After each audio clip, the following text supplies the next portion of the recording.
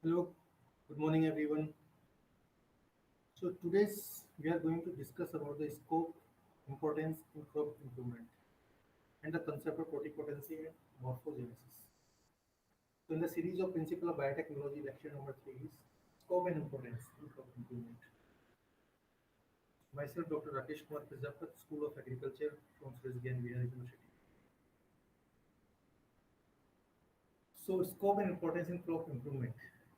If we discuss about these topics, then we have a look or the application of various tissue culture approaches to crop improvement through either breeding, molecular breeding, plant breeding, and selection. Hybridizations, haploid means how we can improve the crop characters, crop traits into for the beneficial to the societies. Soma variation through soma variation also we can improve the particular crop. Micropropagation is one of the most important practice that is adopted in case of tissue culture. So plant breeding and biotechnology, plant breeding can be conveniently separated into two different activities by manipulating the genetic variability or by plant evaluations. So genetic variability can be improved or can be manipulated through breeding, hybridizations, or through selection. So more than 50 different plant species have been already been genetically modified, either through vector dependent means agrobacterium mediated transformation method or by vector independent transformation method. Example bialistic microinjections, liposome methods. So in almost all the cases, some type of tissue culture technology has been used to recover the modified cells or tissue. In fact, the tissue culture techniques have played a very important role, major role. So that we are going to discuss what are the different roles, critical role of tissue culture techniques for development of plant genetic engineering. So wide hybridizations is what is the significance of wide hybridizations? Prezygotic barriers to the hybridizations that can occur prior to fertilizations that leads to failure of pollens to germinate or poor pollen tube growth may be overcome by using in vitro fertilizations. Similarly, post-zygotic barriers that occurring after fertilizations, such as lack of endosperm development, may be overcome by embryo, ovule, or pod culture. Where fertilization cannot be induced by in vitro treatment, protoplast fusion has been successful in producing the desired hybrid. In vitro fertilizations (IVF). IVF has been used to facilitate both interspecific and intergeneric process to overcome physiological-based self-incompatibility and to produce hybrids. Example: tobacco, clover, palms, rice, coals. Example. etc. Next is haploid. Haploid plants are of interesting to the plant breeders because they allow the expression of simple recessive genetic traits or mutated recessive genes. So haploid is nothing but the haploid plants are produced by either culturing pollen grains or by that pollen grains and pollens are present in anther culture.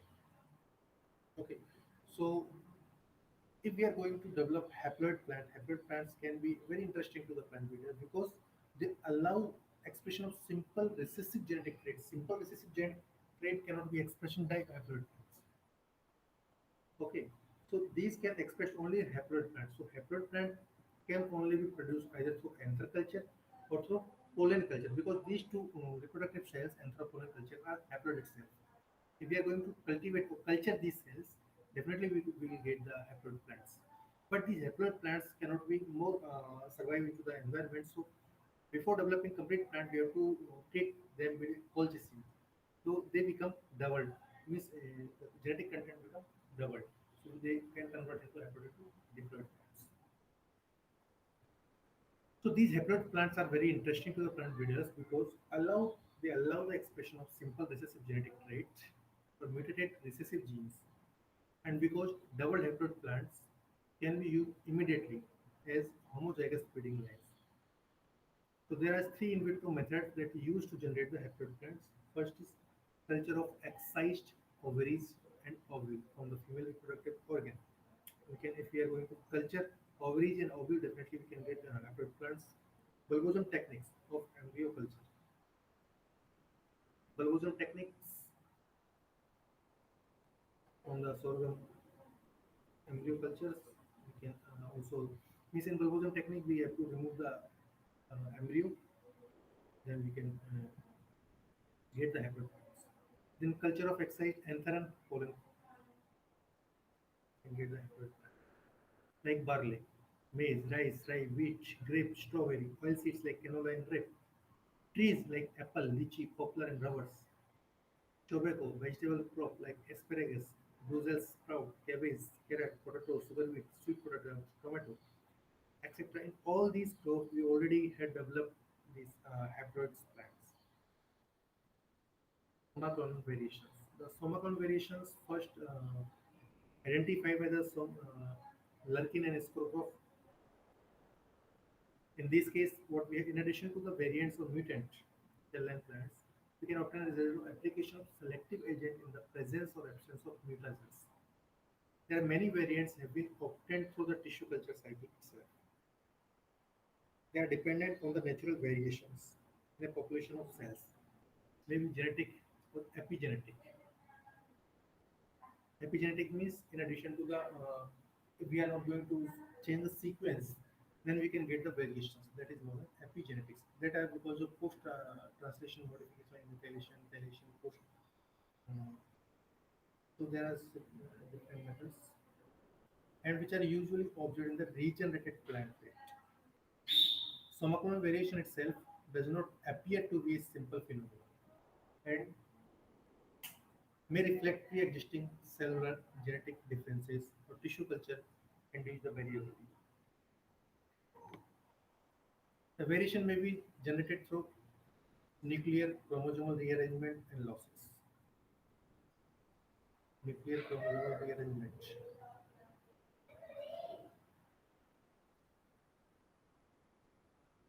Gene amplification or de-amplification. Non-reciprocal mitotic recombination events. Transposable elements activations. Apparent because these are the molecular basis of the somaclonal variation origin. How somaclonal variations get originated. The molecular, what is the molecular basis? We talk about the molecular basis of somaclonal variations, then we have to discuss about the nuclear chromosomal rearrangement because during the cell culture there is a chromosomal rearrangement. Then next gene amplification. Sometimes few genes get doubled, duplicated, or re-amplified. Non-reciprocal mitotic recombination event also. Transposable elements get activated. There are some transposable elements they can become highly active. So because of that also, somatic variations leads to generate. Apparent point mutation. Point mutation nothing but these are the SNPs. SNP means single nucleotide polymorphism. Because of the single nucleotide polymorphism, we can get some mutations. Reactivation of silent gene in multi-gene families. Alterations in maternally inherited characteristics.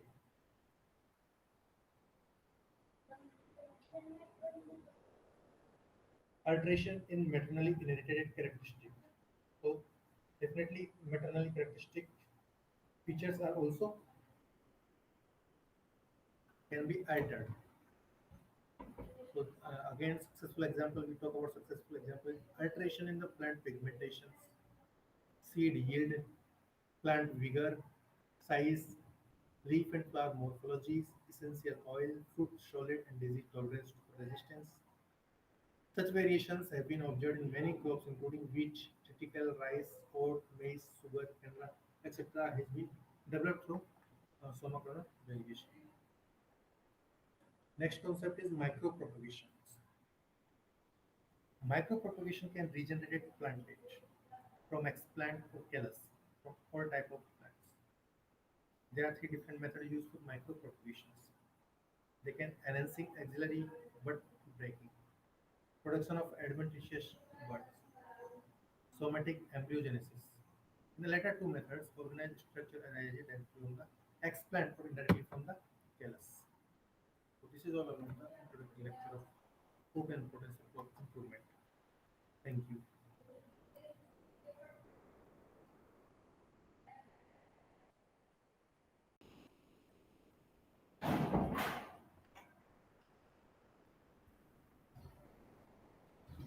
Hello, good morning, friends. So today we will discuss about the protoplast culture. Okay. So how we can isolate the protoplast from a cell? What are the different aspect significance of the protoplast isolation that we will discuss today. Let me share the PPTs. I think the PPT is visible. Today's class is about protoplast isolation and protoplast culture. So first we need to understand about the protoplast. What is the protoplast? Protoplast is termed as naked plant cell, which refers to the all the component of a plant cell excluding the cell wall. Means in this case, what is protoplast exactly? Protoplast is nothing but it's a naked plant cell. Naked plant cell means plant cell from which the cell wall has been removed. The only the component remain is cell organelle, which covers by the plasmamembrane. That is the cell protoplast. This term protoplast first introduced by the Einstein. Einstein in 1880. Einstein has introduced the term protoplast to designate the living matter which enclosed by the plant cell membrane. Plant cell membrane. The isolated protoplast is usually as the outer membrane. Is totally exposed and is the only barrier between the external environment and interior of the cell wall. That is the protoplast. Protoplast generally uh, contain all the cell organelle, including cytoplasm, but cell wall has been removed from that. Is the protoplast. So, what is the different methods of protoplast isolation? Is first is mechanical method, what is the mechanical method, and enzymatic method. Mechanical method, single direct method, sequential method. Isolation of mesophyll protoplast using the leaves with epidermic peel off is the first step. You can see here we have from the plant. Please isolate the leaf sample. Take out the leaf sample. You have to peel out. Peel the leaf sample from that. Macerate the leaf. Then so that you can isolate the protoplast. There are some common application which commercially available enzyme for protoplast isolation. Enzyme is cellulase.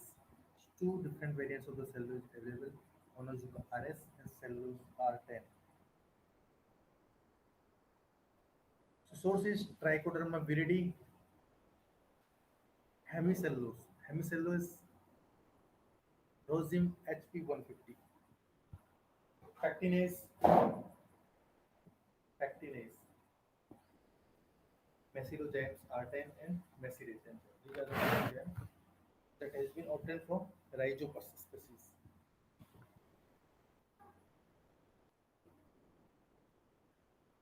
So if we already discussed about the methods, protoplast isolation is direct method. In one step method, the leaf segment are incubated overnight. Leaf sample is incubated overnight,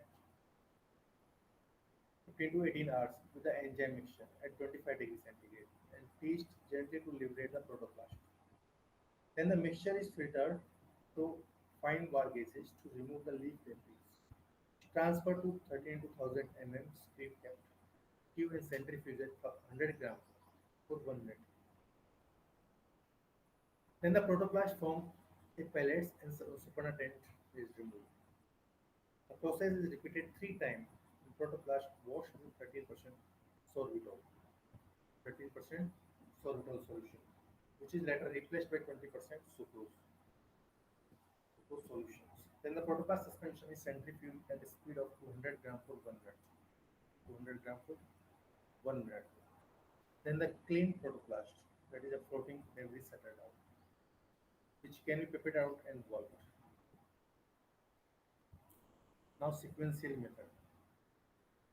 In case of sequential method, there is two different steps in this method. Leaf segment with mixture A, 0.5% Macerozymes, 0.5% Macerozymes.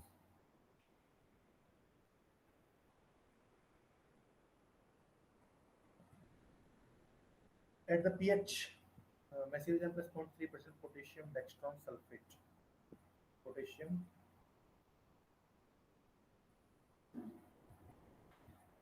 dextran sulfate in 13% mannitol and 5 pH 5.8 pH 5.8, which are vacuum infiltrate for 5 minutes. Transferred to a water bath at 25 degrees centigrade and subjected to slow shaking. Subjected to slow shaking.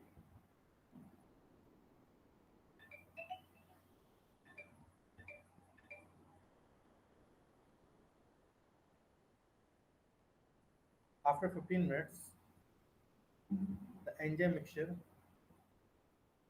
is replaced by fresh enzyme mixture A and leaf segment included for another path. The mixture is filtered using a nylon mesh, centrifuge 1000 gram for 1000 for 1 minute. Was 3 times with 13% mannitol to get a pure sample of isolated cells. So these cells are then incubated with enzyme mixture with 2% cellulose in a 13% solution of metal pH 5.4 over 90 minutes at 30 degrees centigrade. After incubation, the mixture is centrifuged at 100 for 1 minute, so the protoplast form a pellet, which is cleaned 3 times as a one-step method.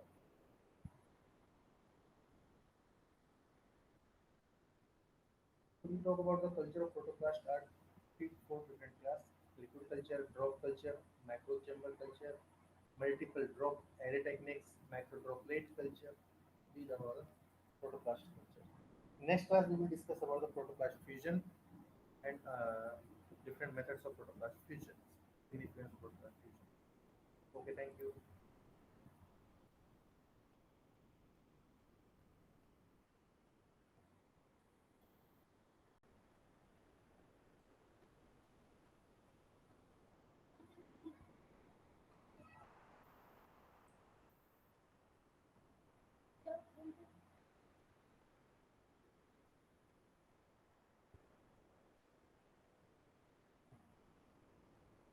So good morning, friends. So today we will discuss about protoplast methods of protoplast fusion. There is two basic and different methods of protoplast fusion: is chemical fusion method, electric stimulus method. The protoplast fusion method is enlisted here in two different methods like spontaneous fusion and induced fusion. In case of spontaneous fusion, is also known as mechanical fusion, which is mechanically induced fusion. Second is induced fusion. Case of induced fusion, chemofusion and electrofusion. Chemofusion, fusion induced by some chemical agents. Electrofusion, fusion induced by electric current or electric voltage. So this is a generalized representation of protoplast fusion. Here you can say protoplant solvent tuberosum, tomato lipopressum, esculentum. Suppose we want to fuse the protoplast of these two plants, then simply what we have to do first. First we have to do by using the different cell wall degrading enzymes, then isolate the protoplast from these two plants similarly. Okay. After isolation, we provide the favorable condition for the fusion. Because of the fusion of these two protoplasts, a heterokaryon type of cells will be formed, which contain the nucleus from the both the cells, potato as well as tomato. So this leads to the development of synkaryocytes or hybrid, synkaryocytes or hybrid. Then these hybrid colonies will get developed further on later on. Then cell will divide, keeps on development of a callus, hybrid callus. Then this finally leads to again like hybrid callus leads to development of hybrid plants like tomato from the which is developed through the tomato and potato. Generalized, there is three different chemical fusion method: mechanical, chemical. In case of chemical, that leads to NaNO3 treatment, sodium nitrate treatment, high pH and high calcium treatment, polyethylene glycol treatment, PEG treatment. PEG is the most suitable treatment for generalized protoplast fusion. Here, all the methods enlisted protoplast of species A. So I think this is not clearly visible, but I will try to explain, try to understand that protoplast of species A and protoplast of species B. Similarly, from both the sources, we have to isolate the protoplast and suspended in the different enzyme mixture that is responsible to degrade the cell wall. Then we have to follow one, two, these three methods. Either one method we can use for the protoplast fusion. Means first is high calcium, high pH treatment. So this high calcium is how much? 50 millimolar concentration of the calcium with pH 10.5, and we have to provide the temperature 37 degrees centigrade. Okay. Keeps for 30 minutes. Keeps for 30 minutes.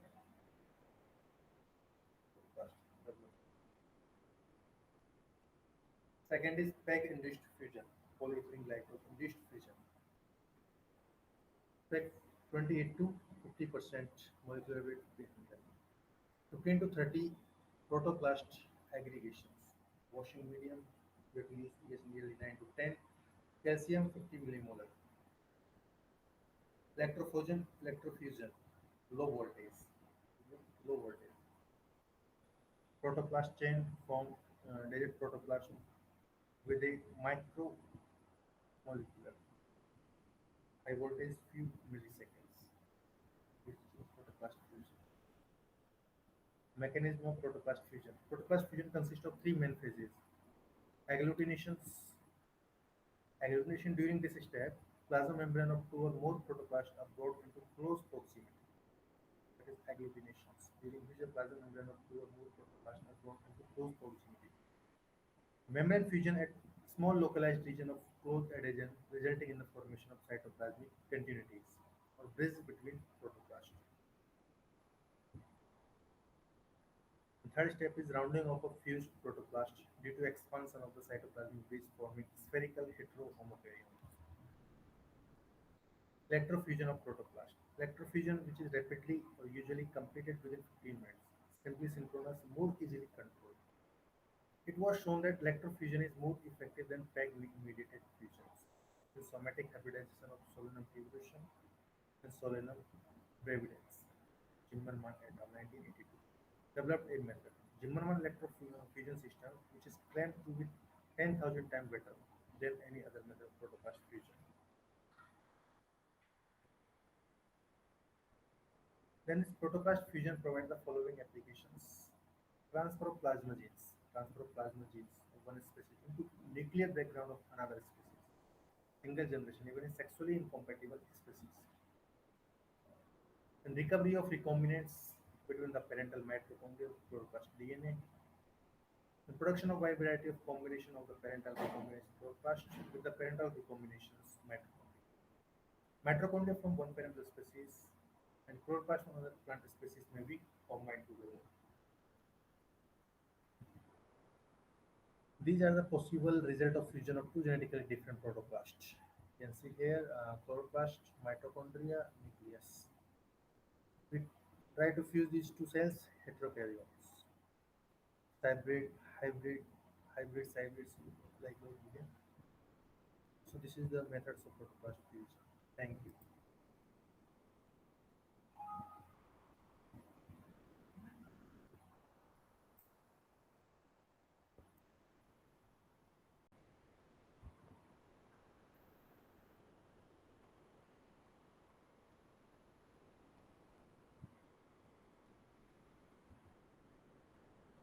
So good morning to all of you.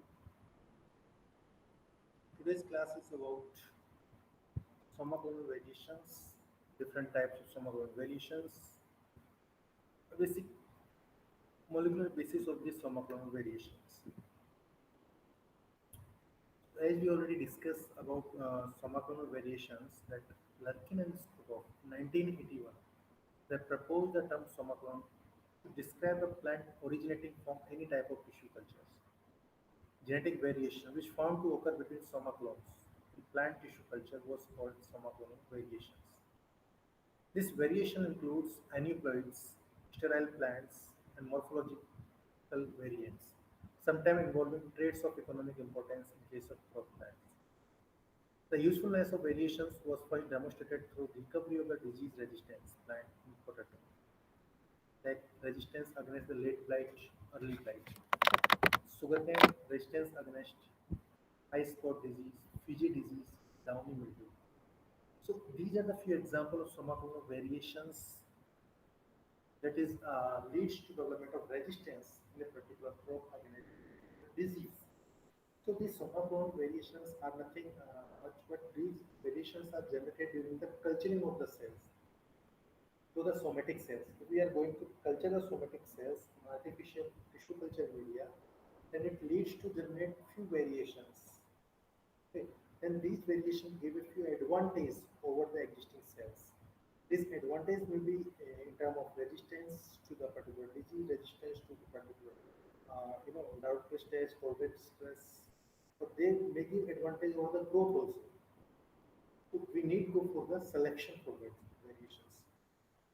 Okay. So sometimes, most of the time, these variations are, advantages.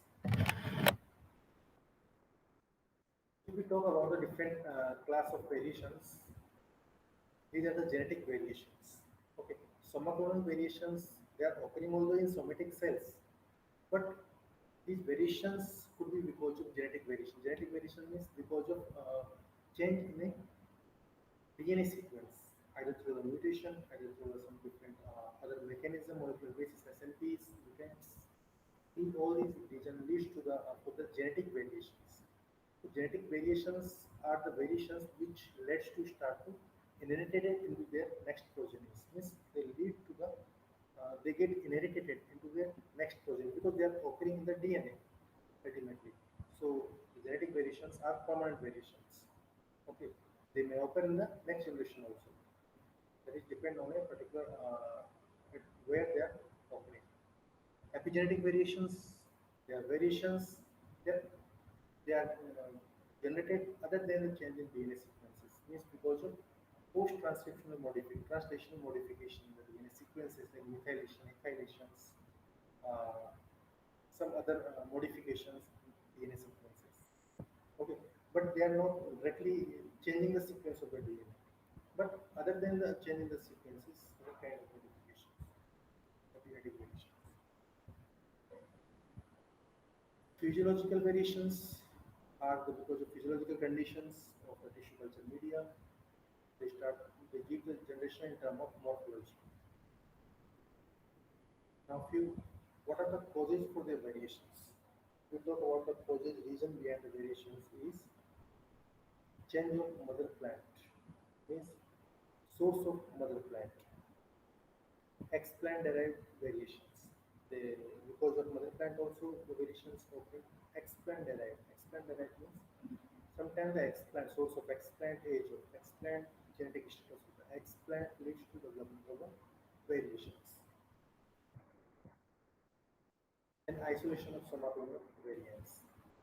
The various approaches to the isolation of somatoform variations can be grouped into two broad categories like screening and cell selection. Screening and cell selection means we can isolate particular somatoform variants through screening all the population that is developed through the culturing of the somatic cells. So we can go for screening. Then we have to select the cell in cell selection.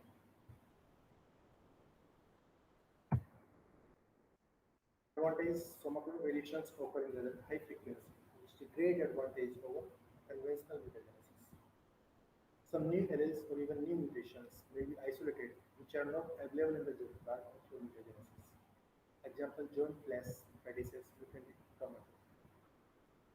The use of somatoform variations may reduce by 2 years time required for the release of new varieties as compared to mutation window.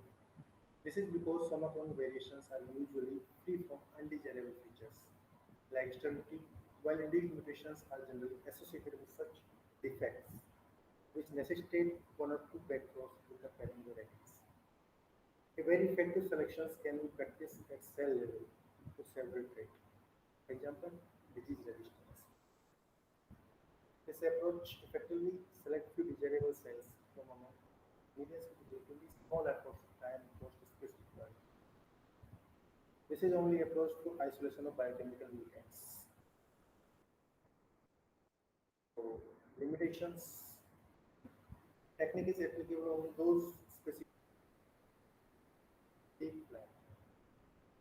Then selected cell lines often show reduced non-regeneration potential. Many selected clones show undesirable features like reduced fertility or overall performance. This is about the concept of sum of variations.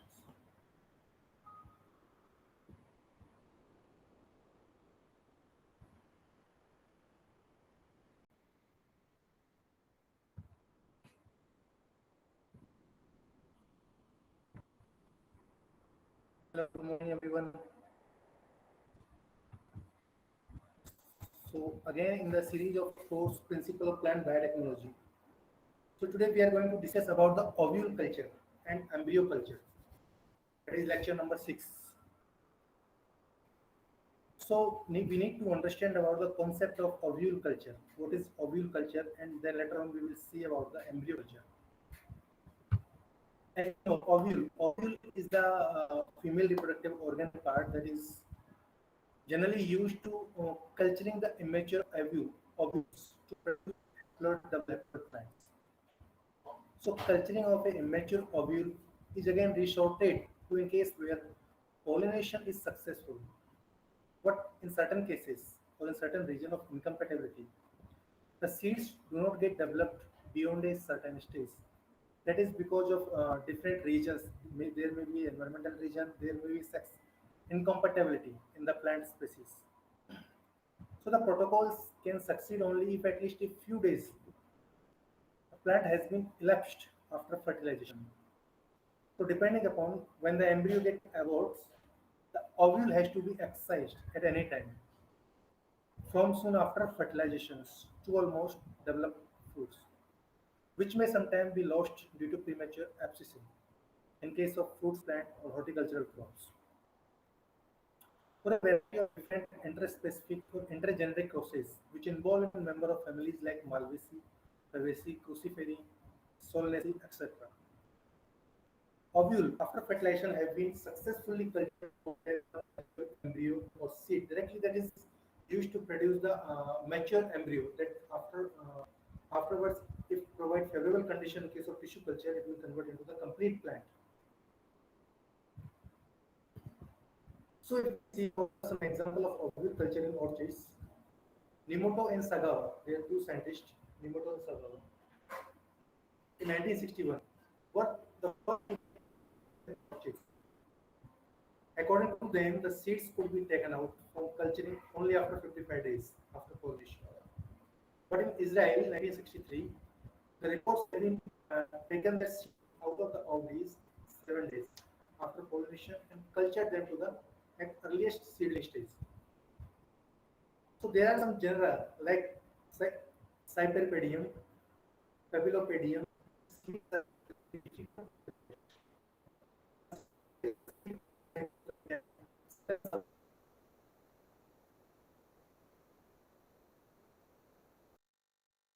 removed from the before the germination. Then only afterward the germination gets occurred. Culturing of the ovule before the seed coat is developed fully, which give higher percentage of germination. In such cases, the immature pod is sterilized, cut open with a sterilized knife, and the seed is scooped out, put in a vial containing distilled water. It is shaken well and seeds sown to come in direct contact with the seeds.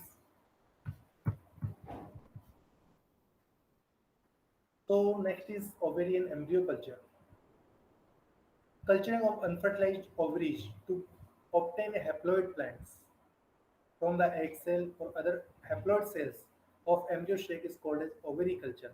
So main objective behind to culturing the ovaries to get the haploid plant instead of diploid plant. While in case of other cells, if we are going to culture them on the tissue culture media, that will give you the double haploid plants. Okay, haploid plants means a plant cell which contain a single set of the chromosome in their nucleus. But in case of double haploid, they contain the two sets of the each chromosomal material. These are the reproductive cells. Like as I told you in earlier lectures, that we can take macrospore, pollen, or anther culture to get haploid plants. Similarly, from female reproductive organ, we can take ovaries to produce the haploid cells of embryo sac. It's called as ovary culture. This process is termed as gynogenesis. While in case of androgenesis, the pollen or anther should be cultured. As Noem was first reported the gynogenesis in barley in 1976. The one important aspect of ovary culture is the Noem. Noem was the first scientist who reported this protocol, that gynogenesis in barley crop. Subsequently, the success has been obtained in several species which include wheat, rice, maize, tobacco, sugar beet, rubber, etc.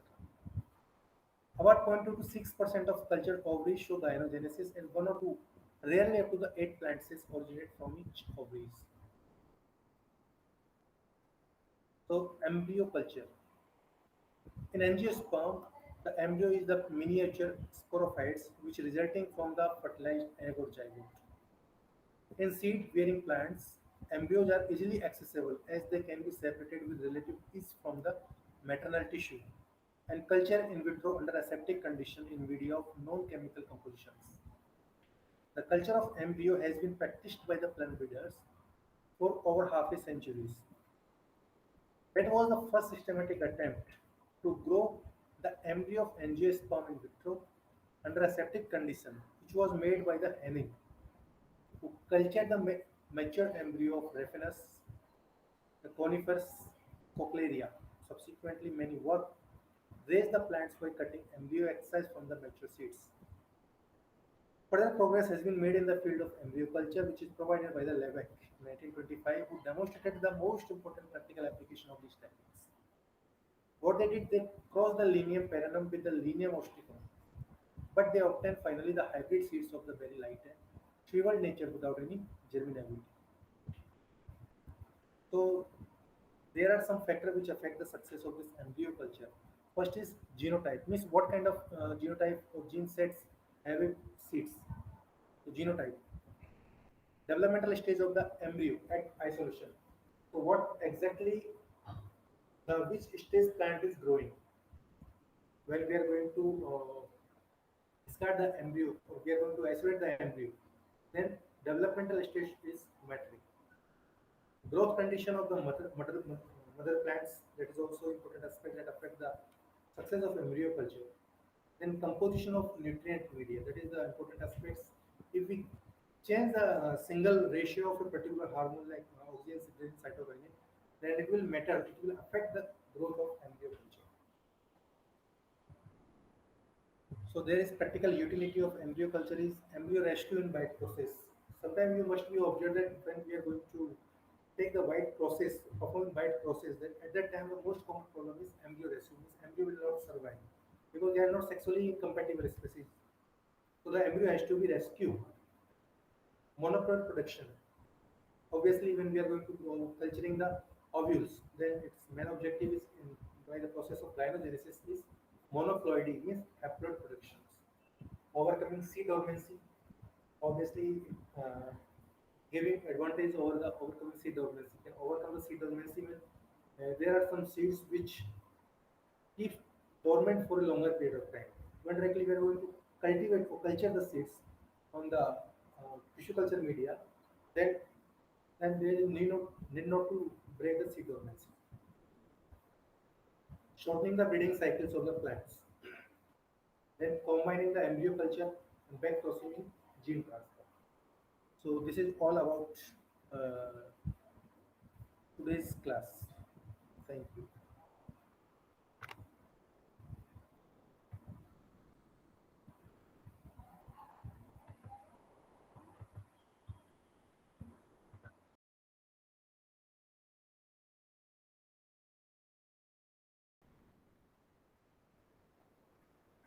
Good morning, friends. So today we will discuss about the somatic embryogenesis. Somatic embryogenesis is the series of plant tissue culture post plant biotechnology BT4111. Somatic embryo are the bipolar structure with both apical and basal meristematic region, which are capable of forming shoots and root respectively when it providing a favorable condition or a particular enzyme hormone to the tissue culture medium. Then this somatic embryo will get developed either from the callus or directly from the explant. If it is directly developed from the explant, that this is known as direct somatic embryogenesis. While if somatic embryos get developed through callus culture, callus tissue, then it is known as indirect embryogenesis. So this basically, if we talk about the structure of somatic embryo, it's a bipolar structure. Bipolar means it has both apical and basal meristematic region, which are capable of forming root and shoot. Then a plant derived from a somatic embryo is sometimes referred as ambling.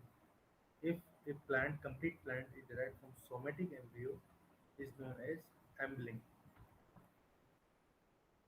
If we talk about the differences between somatic embryo and zygotic embryo, is somatic embryo are structurally similar to zygotic embryo.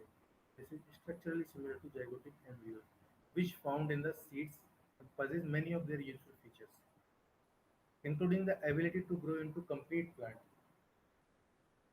which have ability to grow into complete plant. However, somatic embryo differ in that they get developed from somatic cells instead of zygote. You know very well, zygote is it's a fusion product of male and female gametes. During the reproduction stage, when male and female gamete get fused, then zygote get developed. And the potential can be used to produce the duplication of a single genotype. So this is the representation of somatic embryogenesis. You can see here. First, a single cell that if we are providing a favorable nutritional media, cultural media, then the single cell will convert into a cell clumps. This cell will get divided and produce a multicellular structure.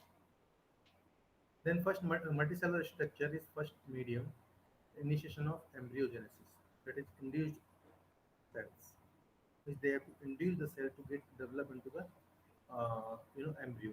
So first they in the second medium they will transfer into the second medium for the globular stage development.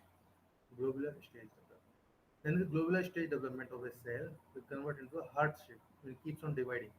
The cell will keep regularly dividing, and they will develop into the heart stage. Then after heart stage, convert into a torpedo stage. Then finally, this torpedo will develop into by developing the roots will get develop a complete plantlet. You can see. Finally, plantlet will develop from the single cell.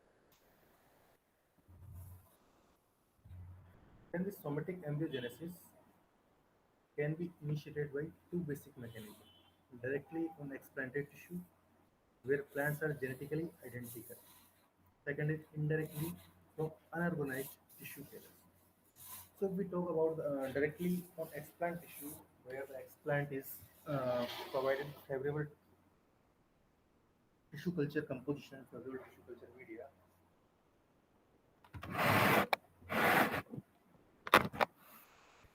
favorable tissue culture media, then this explant, when we are place this explant on a tissue culture media which contains high amount of cytokinin and low amount of auxin, which leads to development of shoots, which leads to development of the shoots. Then after development of the shoot, we have to change the nutritional composition. Means we have to give low cytokinin and high auxin. Low cytokinin and high auxin. So afterwards it will develop the roots. Afterwards it will develop into the roots.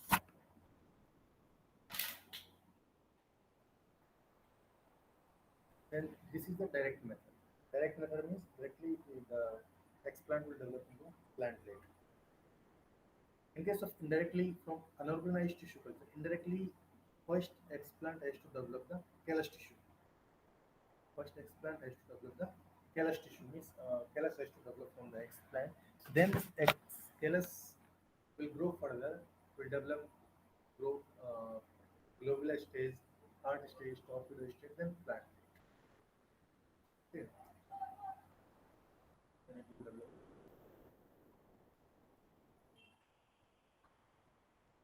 If we talk about the practical application of somatic embryogenesis, clonal propagation or mass multiplication. So somatic embryogenesis, we can go for the mass multiplication largely.